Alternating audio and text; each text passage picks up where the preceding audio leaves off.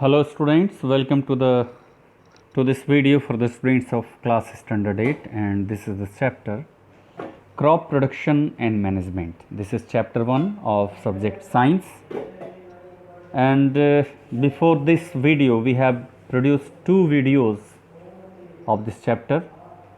In this third video of this chapter we shall study about some of the topics like manures, chemical fertilizers, and the differences between manures and chemical fertilizers. So let's start with the topic manuring. What is meant by manuring? Manuring क्या है? Manuring का मतलब होता है उर्वरक. Manuring का मतलब होता है खेत की उर्वरा शक्ति को बढ़ाना. खेत की उर्वरा शक्ति दो तरह से बढ़ती है, एक तो फर्टिलाइज़र का प्रयोग करके और एक मैन्यूर्स का प्रयोग करके.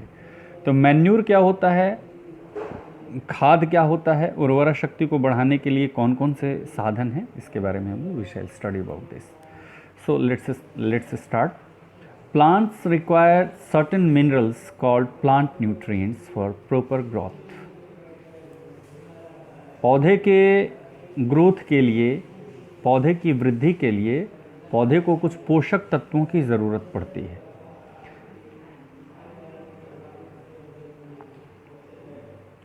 These are at least 16 nutrients required by the plants.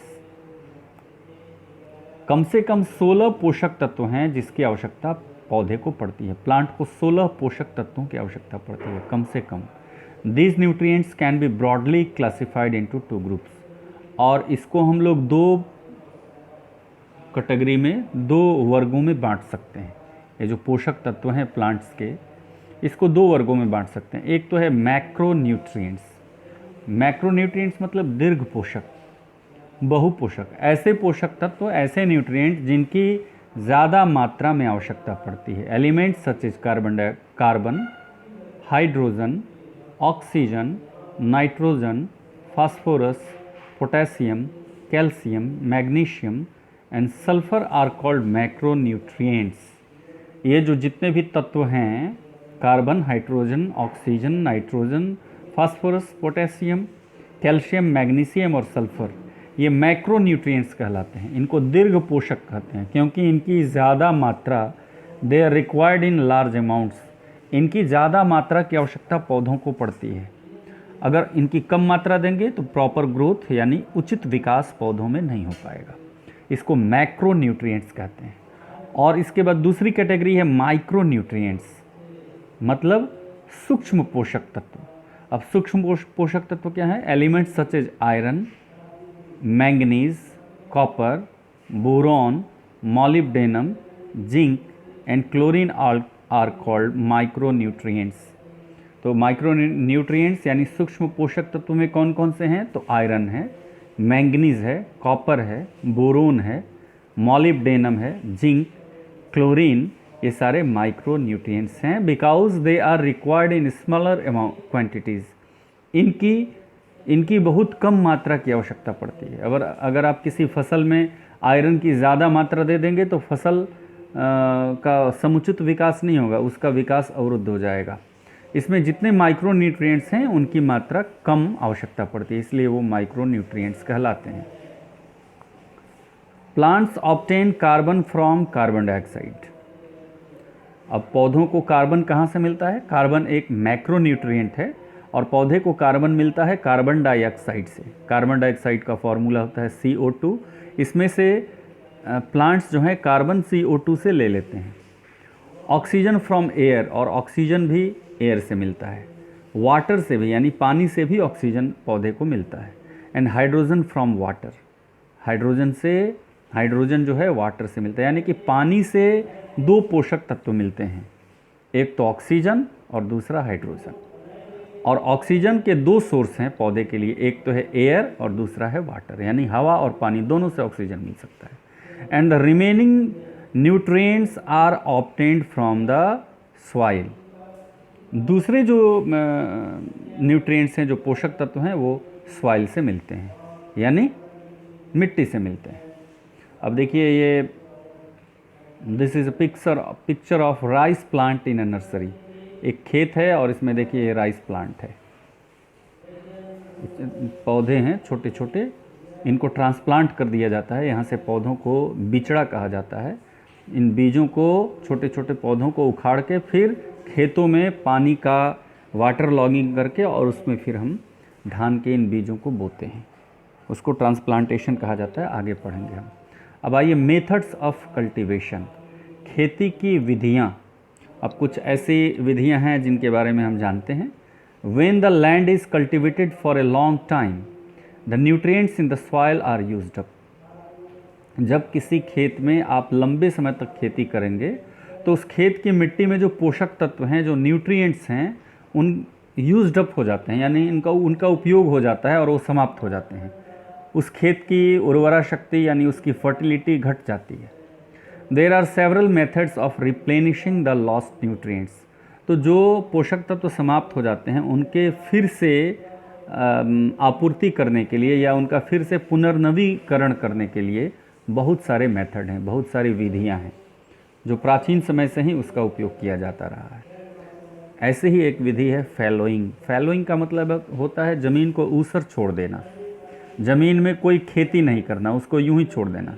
In old method, ये एक पुराना तरीका है, बहुत पुरानी विधि है, of replenishing lost nutrients is to let the land remain fallow, that is to leave it uncultivated for a season. Fallowing का मतलब होता है, ये एक बहुत ही पुरानी प्रक्रिया है जिसमें खोए हुए पोषक तत्वों को फिर से खेत में प्राप्त कर लिया जाता है, रिप्लेनिश कर दिया जाता है, उसको उसकी आपूर्ति फिर से कर दी जाती है। कैसे कर दी जाती है? By letting the land remain fallow, ज़मीन को ऊसर छोड़ के, that is to leave it uncultivated for a season. एक सीजन तक, एक मौसम तक इसको अनकल्टिवेट कर दिया जाए, यानी उसमें कोई खेती नहीं की जाए, तो वो फैलोइंग, इसी प्रोसेस को कहा जाता है। उस खेत में पोषक तत्व या न्यूट्रिएंट्स फिर से प्राप्त हो जाता है। However with the increase in population and high demand for food, this method is no longer followed. अब ऐसा है कि अब जिस तरह से जनसंख्या की वृद्धि हुई है और अनाज की भारी मांग पूरे देश में या पूरे विश्व में देखी जा रही है, तो इस मेथड का प्रयोग अब नहीं किया जाता है, इस मेथड का उपयोग नहीं किया जाता है। फैलोइंग का उपयोग बहुत कम रह गया है। अब इसका जो प्रयोग है किसान बहुत कम करते हैं, इसकी जगह पे दूसरे विधियों का प्रयोग करते हैं। क्या है वो दूसरी विधियाँ? What are the next methods which we should know? Crop rotation. Crop rotation का मतलब होता है फसल चक्र। चक्र का मतलब जो घूम घूम के जो घूमता हो उसको चक्र बोलते हैं, और फसल चक्र का मतलब जब एक ही खेत में आप कुछ फसलों को बारी बारी से बोते हैं तो उसको क्रॉप रोटेशन या फसल चक्र कहा जाता है। क्यों ऐसा करते हैं, क्या प्रोसेस है, इसको समझते हैं। Each crop uses more of some elements and less of others. जितने भी क्रॉप्स हैं ना, उनको कुछ एलिमेंट्स की ज़्यादा आवश्यकता होती है, कुछ एलिमेंट की कम आवश्यकता होती है। अब एग्ज़ाम्पल के लिए आप देखेंगे तो जो चने का फसल है उसमें हम आयरन का न्यूट्रिएंट उसमें ज़्यादा डालते हैं, और जो गेहूं का फसल है उसमें हम कैल्शियम की मात्रा ज़्यादा डालते हैं, न्यूट्रिएंट्स जो फर्टिलाइज़र्स होते हैं।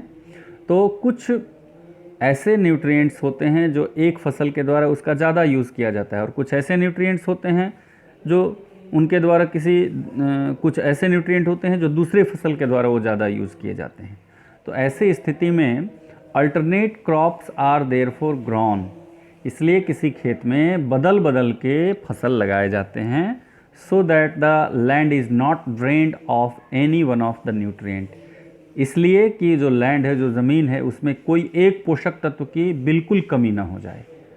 ऐसा ना हो जाए कि उसमें से आयरन बिल्कुल समाप्त हो जाए, ऐसा ना हो जाए कि सारा कार्बन समाप्त हो जाए, ऐसा ना हो जाए कि सारा मैग्नीज उसमें से निकल जाए। इसलिए फसल को बदल बदल के लगाया जाता है। This is called crop rotation. इसको हम क्रॉप रोटेशन यानी फसल चक्र कहते हैं। For example, after season of wheat और rice which uses up large amount of nitrogen from the soil, a legume can be grown because it fixes nitrogen and replenishes the soil with usable nitrogen. Example के लिए क्या किया जाता है कि अगर गेहूं और चावल किसी खेत में लगा दिया जाता है तो एक मौसम, एक सीज़न में उसमें हम किसी लेग्यूम फसल को लगाते हैं। लेग्यूम का मतलब होता है दलहन की फसल, जैसे दाल, जैसे चना, अरहर, मूंग इत्यादि। ऐसे फसलों को लगाने से क्या होता है, इसकी वजह, इसका कारण यह है कि व्हीट और राइस यानी गेहूं और चावल की जो फसल है, गेहूं और धान की फसल, उसमें नाइट्रोजन की ज़्यादा खपत होती है। ये जो पौधे होते हैं ना, नाइट्रोजन की ज़्यादा खपत करते हैं, उनको ज़्यादा आवश्यकता होती है। और लगातार गेहूं और धान आप लगाएंगे तो उस खेत से नाइट्रोजन की मात्रा एक समय में बिल्कुल समाप्त हो जाएगी। तो नाइट्रोजन को फिक्स करने के लिए, नाइट्रोजन को रिप्लेनिश करने के लिए, फिर से उस खेत में नाइट्रोजन आ जाए और बिना हम कृत्रिम नाइट्रोजन का जो फर्टिलाइज़र है उसका उपयोग किए हम कैसे बढ़ा सकते हैं, तो लेग्यूम लगाकर, दलहन की फसल लगा के। क्योंकि दलहन के जड़ों में छोटे छोटे बैक्टीरिया होते हैं और छोटी छोटी गांठें बन जाती हैं। उन गांठों में नाइट्रोजन होता है, वो एटमॉस्फेयर से नाइट्रोजन लेके और उसको यूजेबल नाइट्रोजन के रूप में, यानी उपयोग किए जाने वाले नाइट्रोजन के फॉर्म में बदल देते हैं और ज़मीन में वो नाइट्रोजन की मात्रा फिक्स हो जाती है, ज़मीन में नाइट्रोजन की आपूर्ति हो जाती है। तो the soil is then ready for the next wheat और राइस क्रॉप। और इस प्रकार से अगले गेहूं और चावल, धान की फसल के लिए खेत तैयार हो जाता है। तो इस प्रकार से नाइट्रोजन की मात्रा को किस प्रकार मेंटेन किया जाता है क्रॉप रोटेशन के द्वारा, ये आपने जाना। तीसरा मेथड है मल्टीपल क्रॉपिंग, बहुफसली कृषि। इसमें एक से ज़्यादा फसल एक साथ खेत में लगाया जाता है। This is a method in which 2 और more crops are grown together in the same field. एक ही फील्ड में, एक ही खेत में, एक ही मौसम में 2 या 2 से ज़्यादा फसल जब लगाए जाते हैं तो उसको मल्टीपल क्रॉपिंग या बहुफसली कृषि कहा जाता है। If the crops are properly chosen, the products and, अगर हम क्रॉप्स का यानी फसलों का उचित तरीके से चयन करते हैं तो the products and the waste materials of one crop can help the growth of the other. तो इसमें क्या होता है कि एक फसल का जो वेस्ट मटेरियल है, यानी कि उसका जो अवशिष्ट पदार्थ है, और दूसरे फसल के बढ़ने में, उसकी वृद्धि में सहायक सिद्ध होता है। उसकी वृद्धि में वो उसकी वृद्धि को बढ़ाता है। This improves the fertility of the soil and increase the yield. और ये क्या करता है कि मिट्टी की उर्वरा शक्ति को बढ़ाता है और फिर उससे फसल की उत्पादकता भी बढ़ती है, फसल का उत्पादन भी बढ़ता है। जैसे cotton and groundnut crops are often grown together for the reason. इसी कारण से कॉटन और ग्राउंडनट यानी कपास और मूंगफली की खेती एक साथ की जाती है। कपास का जो पौधा, जो पत्ता गिरता है, कपास का जो डंठल गिरता है, उससे क्या होता है, मिट्टी की उर्वरा शक्ति बढ़ती है और मिट्टी के अंदर ग्राउंडनट होता है, मूंगफली होती है, तो मूंगफली का पैदावार बढ़ जाता है। तो कॉटन भी एक साथ आप बो सकते हैं और मूंगफली भी बो सकते हैं। इसको कहा जाता है multiple cropping. However these methods alone are not enough to maintain the fertility of the soil. लेकिन आप ये जान लें कि सिर्फ यही तरीके ऐसे नहीं हैं कि आप मिट्टी की उर्वरता को बढ़ा सकते हैं या अस्थायी रूप से मेंटेन करके रख सकते हैं। यही मेथड काफ़ी नहीं है। इन्हीं विधियों से आप किसी भी मिट्टी की उर्वरा शक्ति को लंबे समय तक बरकरार नहीं रख सकते। Farmers also have to add manures और fertilizers from time to time. इसके लिए किसानों को खेतों में समय समय पर मैन्योर्स यानी खाद एंड फर्टिलाइजर्स यानी कि उर्वरक का प्रयोग किसानों को करना पड़ता है। Soil fertility can be increased in 2 ways. Soil fertility यानी कि मिट्टी की उर्वरता को 2 तरीके से बढ़ाया जा सकता है। एक है ऑर्गेनिक मेथड। ऑर्गेनिक मेथड मतलब जैविक विधि। This involves the use of organic manures. इस विधि में आप जैविक खाद का प्रयोग करते हैं। और इनऑर्गेनिक मेथड यानी कि अजैविक विधि, this involves the use of chemical fertilizers made by humans. इसमें हम केमिकल फर्टिलाइजर्स यानी रासायनिक उर्वरक का प्रयोग करते हैं जो मनुष्य के द्वारा प्रयोगशाला में या फैक्ट्रियों में बनाया जाता है। जैसे यूरिया, डीएपी खाद, इसका प्रयोग फैक्ट्रियों में, इसका उत्पादन फैक्ट्रियों में होता है और हम खेत की फर्टिलिटी को बढ़ाने के लिए करते हैं। ये सारे केमिकल फर्टिलाइजर्स हैं। अब आइए मैन्यूर्स के बारे में हम पढ़ें, खाद के बारे में पढ़ें। Manures are organic matter composed of dead plants and animals waste. Manures हैं वो मृत पौधे यानी सूखे हुए पौधे और मृत जानवर यानी कि मृत या जानवर का जो अवशिष्ट पदार्थ है, जानवरों के अवशिष्ट पदार्थ से और सूखे हुए पेड़ पौधों के अवशिष्ट पदार्थ को सड़ा करके मैन्यूर्स बनता है।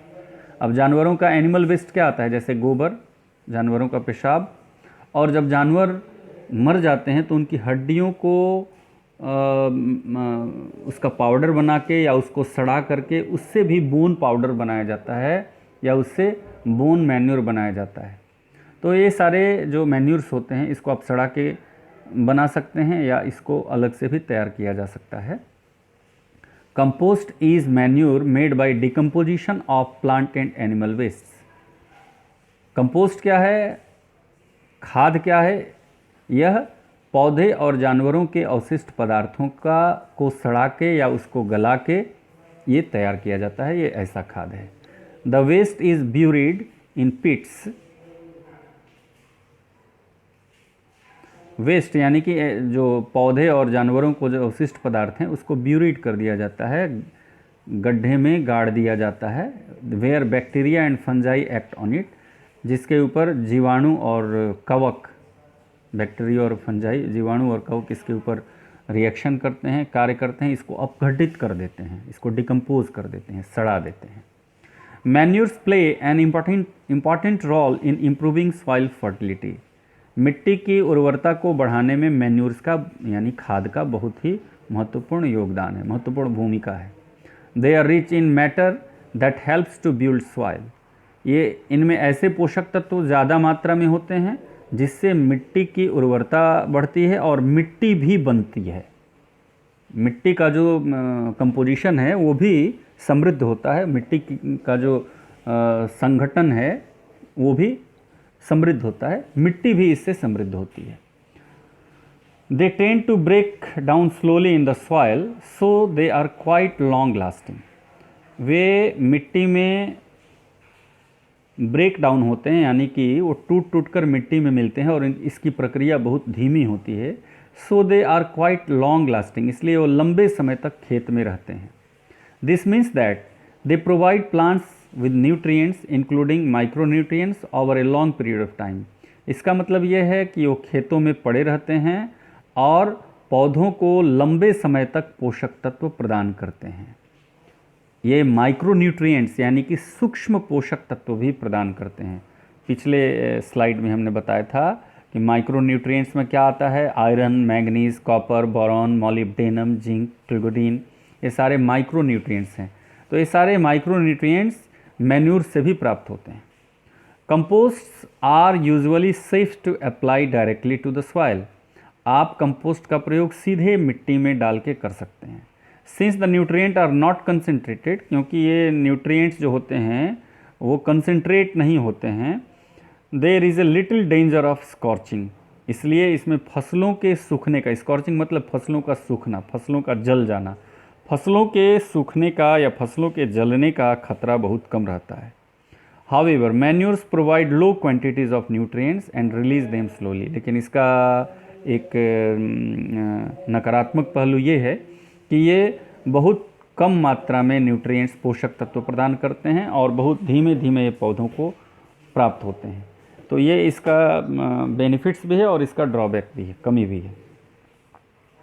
Now let's move to the next topic and this is chemical fertilisers. रासायनिक उर्वरक। रासायनिक उर्वरक क्या हैं इसके बारे में हम पढ़ते हैं। Chemical fertilizers are substances that contain inorganic salts that is minerals needed for plant growth. Chemical fertilizer यानी रासायनिक उर्वरक क्या हैं? ये एक प्रकार के ऐसे पदार्थ हैं जिसमें अकार्बनिक लवण पाए जाते हैं, इनऑर्गेनिक साल्ट्स यानी कि अकार्बनिक लवण पाए जाते हैं। ये फैक्ट्रियों में तैयार किए जाते हैं। सबसे पहले तो इनका आविष्कार प्रयोगशाला में हुआ, बाद में इसका व्यावसायिक उत्पादन फैक्ट्रियों में होने लगा। That is minerals needed for plant growth. ऐसे इनऑर्गेनिक साल्ट्स हैं जो ऐसे मिनरल्स हैं, ऐसे लवण हैं, ऐसे खनिज लवण हैं जो पौधे की वृद्धि के लिए जिसका प्रयोग बहुत ही महत्वपूर्ण होता है और आवश्यक होता है। Fertilizers supply mainly nitrogen, phosphorus and potassium. Fertilizers से यानी कि रासायनिक उर्वरक से मुख्यतः 3 पोषक तत्व प्राप्त होते हैं। एक तो नाइट्रोजन होता है, दूसरा फास्फोरस होता है और तीसरा पोटासियम होता है।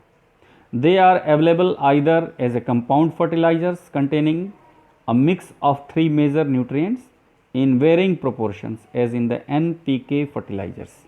और ये जो fertilizers supply mainly not they are available either as a compound fertilizers, ये जो नाइट्रोजन, फास्फोरस और पोटासियम ये एक संयुक्त फर्टिलाइज़र के रूप में भी उपलब्ध हैं, संयुक्त उर्वरक के रूप में उपलब्ध हैं।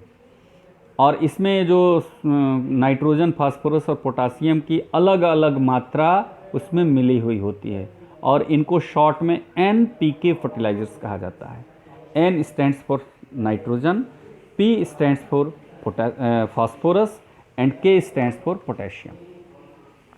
और as a fertilizer with major nutrient like potash and sulphur phosphate which are rich in potassium and phosphorus respectively.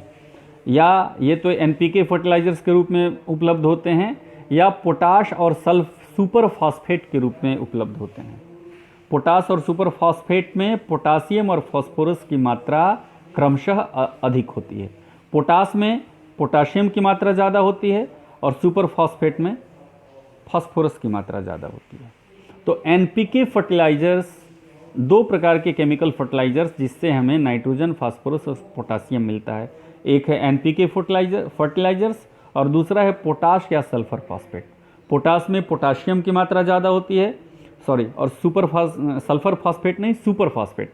Super phosphate में फास्फोरस की मात्रा ज़्यादा होती है। Fertilizers dissolve in water easily. Fertilizers जो हैं वो पानी में आसानी से घुल जाते हैं and can be used to quickly provide plants with the minerals they need. और ये पौधों को बिल्कुल कम समय में त्वरित गति से उनको वह मिनरल, वह खनिज प्रदान कर देते हैं जिसकी उनको आवश्यकता पड़ती है। However the effect of fertilizers last only for a short time. और ये भी आप जान लें कि फर्टिलाइजर्स का जो प्रभाव है वो बिल्कुल थोड़े समय के लिए होता है। They easily leach out of soil. वे आसानी से मिट्टी से निकल जाते हैं। As water drains away. जैसे ही पानी सूखता है तो मिट्टी से वो बाहर चले जाते हैं। Since fertilizers are available in concentrated form. चूँकि फर्टिलाइजर्स जो हैं वो संघनित रूप में भी मिलते हैं, they need to be measured and applied to the soil carefully. आवश्यकता होती है कि उनको बढ़िया से मीज़र कर लिया जाए, माप तौल करके, और सावधानी से उनका खेतों में प्रयोग किया जाए, क्योंकि ये दे कैन बी डैमेजिंग और किलिंग क्रॉप्स। ये क्रॉप्स को यानी फसलों को डैमेज कर सकते हैं या उसको फसलों को मार सकते हैं, फसलों को नष्ट कर सकते हैं। क्योंकि अगर किसी नाइट्रोजन की मात्रा आप ज़्यादा दे देंगे, फास्फोरस की मात्रा ज़्यादा दे देंगे, पोटाशियम की मात्रा ज़्यादा दे देंगे तो फसल जो है वो जल जाएगा, जिसको हम स्कॉर्चिंग बोलते हैं। If not properly selected, fertilizers can harm soil by changing soil chemistry. अगर आप फर्टिलाइज़र को प्रॉपरली यानी उचित तरीके से उसका चयन नहीं करते हैं तो फर्टिलाइज़र्स का एक बहुत बड़ा नुकसान है, ड्रॉबैक इसका क्या है कि यह सॉइल के केमिस्ट्री को, यानी कि मृदा की जो संरचना है, मृदा का जो रसायन है, उसकी जो रासायनिक संरचना है, उसका जो रासायनिक विघटन है, संगठन है, उस संगठन को ये पूरी तरह से बदल देता है। फॉर एग्जाम्पल, उदाहरण के लिए, the use of sodium nitrate increases the alkalinity of soil. Sodium nitrate का प्रयोग अगर आप अपने फसलों में करते हैं तो यह मिट्टी की क्षारीयता को, एल्कैलिनिटी को बढ़ा देता है। While the addition of ammonium sulphate, जबकि आप अगर एमोनियम सल्फेट का उपयोग करते हैं, it raises the acidity of soil, तो यह मिट्टी की अम्लीयता को बढ़ा देता है। तो एल्कैलिनिटी और एसिडिटी दोनों ही बैलेंस्ड स्थिति में होनी चाहिए, दोनों ही संतुलित स्थिति में होनी चाहिए। नहीं तो मिट्टी की क्षारीयता बढ़ जाएगी तो उसमें कई प्रकार के ऐसे फसल हैं जो आप उसमें नहीं लगा पाएंगे, और एसिडिटी बढ़ जाएगी तो उसमें भी कई प्रकार के फसल नहीं लगाए जा सकते हैं। इसलिए क्षारीयता में और अम्लीयता में, यानी कि अल्कैलिनिटी में और एसिडिटी में, दोनों में एक बैलेंस होना चाहिए, एक संतुलन होना चाहिए। Fertilizers can also damage soil. Fertilizers जो हैं वो सॉइल को डैमेज भी कर सकते हैं by suppressing the activities of bacteria that fix nitrogen. ये सॉइल को और कैसे डैमेज कर सकते हैं, तो ये बैक्टीरिया की जो एक्टिविटी है, यानी कि जो मिट्टी में बैक्टीरिया पाए जाते हैं, जीवाणु पाए जाते हैं, उनके क्रियाकलाप को भी ज़्यादा केमिकल अगर आप डाल देंगे तो उससे नष्ट हो जाता है। और ये जो बैक्टीरिया होते हैं ये मिट्टी में नाइट्रोजन की आपूर्ति के बहुत बड़े साधन होते हैं। ये नाइट्रोजन प्रदान करते हैं मिट्टी को, एटमॉस्फेयर से नाइट्रोजन लेके।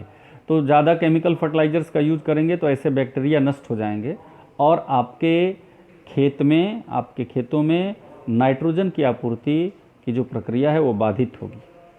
Farmers often use a mixture of manures and fertilizers to get the advantage of both.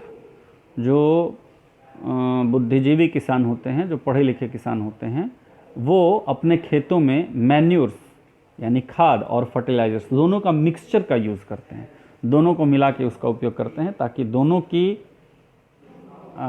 का लाभ प्राप्त हो सके। Science tidbit. Indian farmers have traditionally use neem cake as a fertilizer. भारतीय किसानों ने नीम केक यानी नीम का बना हुआ कंडा, उसका इस्तेमाल किया है फर्टिलाइजर्स के रूप में, उर्वरक के रूप में। It also acts as a pest repellent.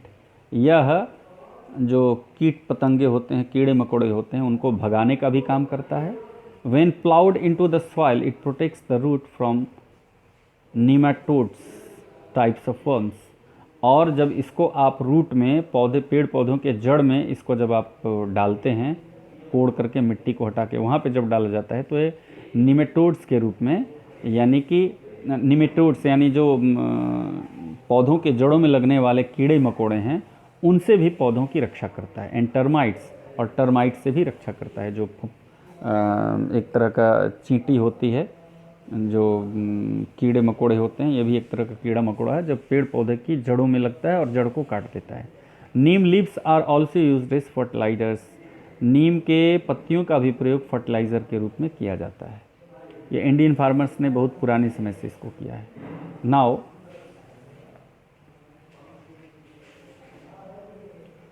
Let's compare manures with chemical fertilizers.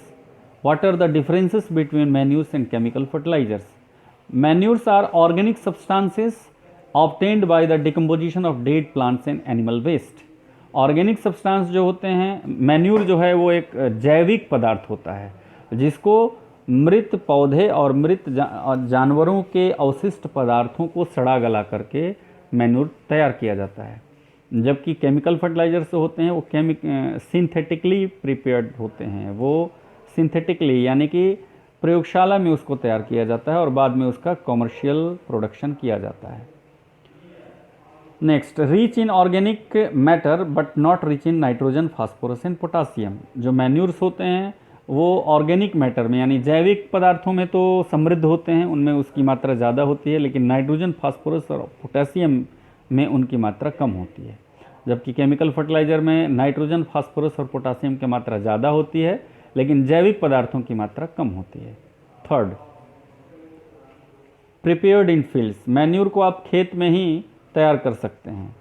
And chemical fertilizers are prepared in factories. और जो रासायनिक उर्वरक होते हैं वो फैक्ट्रियों में यानी कारखानों में बनाए जाते हैं। Improves the texture of soil.